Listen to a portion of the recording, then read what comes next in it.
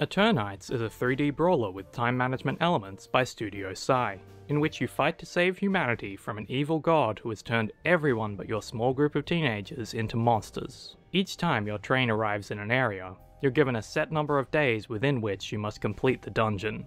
Each day, you can spend time with a confidant to increase your bond level with them, or go outside to progress through the linear dungeons. Bonding sessions play out like a simple visual novel, albeit with 3D models, camera angles, and voice acting in most scenes. You watch a very anime-inspired conversation, and choose from a few dialogue options. If you choose right, you'll increase your relationship points and personality stats, but regardless, you'll increase your confidant rank, and unlock new skills to spend your skill points on.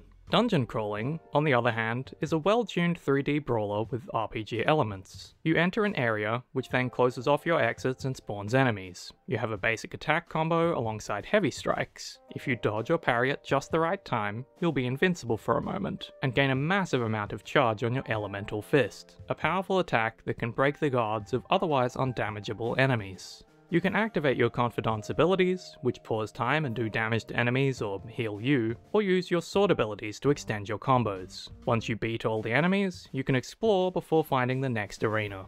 Most of these mechanics are slowly unveiled by unlocking skills, meaning the game has a satisfying ramp up from a spammy battle system with sharp dodges, to a moderately complex brawler, where chaining your abilities rewards you with more damage and survivability. If you run out of SP that your healer can use, it becomes essentially impossible to continue, since there are no healing items, and you'll have to use a checkpoint to return home and try again another day. Parts of the game feel like a battle of attrition, especially in the sections where your healer isn't around, and there's no way to restore health at all. The writing is good overall, though it certainly has some rough edges. Anyone who dislikes anime due to its over-the-top characters won't enjoy Eternights, and the game also suffers from tonal whiplash. There are some pretty grim scenes, implying mass death, showing a character's limb being cut off, dealing with intense grief, and more, and then the game goes back to being a wacky anime comedy with some weirdly sexual references. The balance of gameplay and story works almost as well here as in Persona games, despite your limited options of 5 confidants. In the evenings, you can train or scavenge with a confidant, which both involve minigames and both give skill points for your confidants and other benefits. But outside of that, it's just fighting and hanging out. The romance in this game is essentially the same as friendship.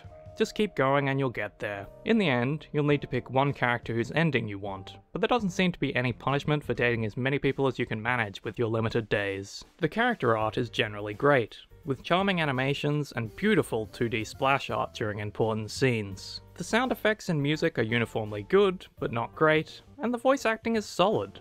Eternights is basically a 10-hour Persona game, where the combat system is replaced with a 3D brawler, and there's a more horror bent to the game. If that sounds good to you, I can recommend Eternights. Eternights releases September 12 on PC, PlayStation 4 and PlayStation 5 for $29.99. You're absolutely right. I was the villain of the show!